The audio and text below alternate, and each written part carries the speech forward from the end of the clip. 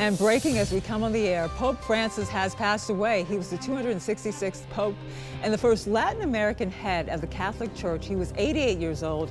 Thank you so much for joining us. You're watching the National News Desk, America's News Now. I'm Angela Brown, in for Jan Jeffcoat. It's Monday, April 21st, a date that will live in history for mourning, but also marking a transition for the Catholic Church and also the world. Overnight in Vatican City, Cardinal Kevin Farrell announced the Pope's death. His statement reads, quote, right here at 7:35 this morning, the Bishop of Rome, Francis, returned to the home of the Father. His entire life was dedicated to the service of the Lord and of his church, end quote. We want to get right now to Mark Boyle at the live desk. Following the breaking details, of course, Pope Francis has been battling health issues, and we're starting to hear more from members of the White House and also other world leaders just regarding his passing. We are seeing some of those reactions come in right now. Starting off with a live look over the Vatican here behind me to the left. And Angela, one thing about the live desk here is we can see these reactions and these statements and different sound bites come in all morning and bring those to our viewers. If you're just joining us right now, 8:30 here on the East Coast, we are now hearing from President Donald Trump, posting on Truth, quote, rest in peace, Pope Francis, God bless him and all who loved him. The Pope's death follows a series of health challenges in recent years. He suffered chronic lung disease, spending 38 days in the hospital back in February for respiratory crisis that developed into double pneumonia. In hours before he passed away on Easter Sunday, Vice President J.D. Vance had a chance to meet with him. He released a statement this morning saying, my heart goes out to the millions of Christians all over the world who loved him. May God rest his soul. And just about 15 minutes ago, we heard from the White House press secretary. She spoke out on the Pope's passing. I spoke to the Vice President's team this morning, and they expressed how excited and grateful they were for the opportunity to have met with the Pope just yesterday.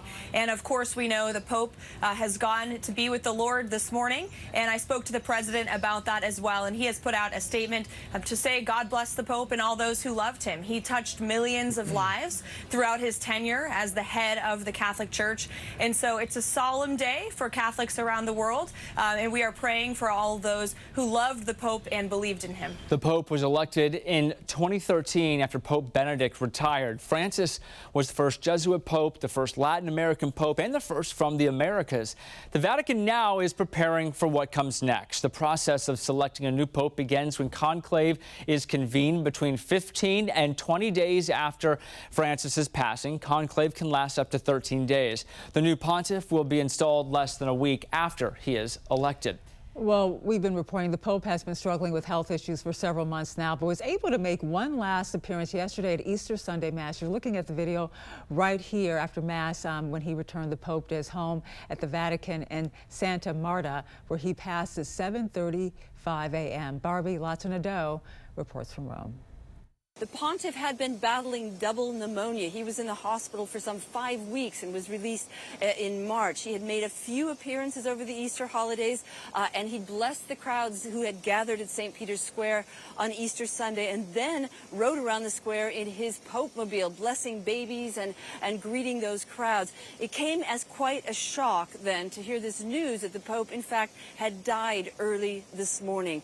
His voice was very weak yesterday when he greeted the crowds and when he blessed those crowds who had gathered.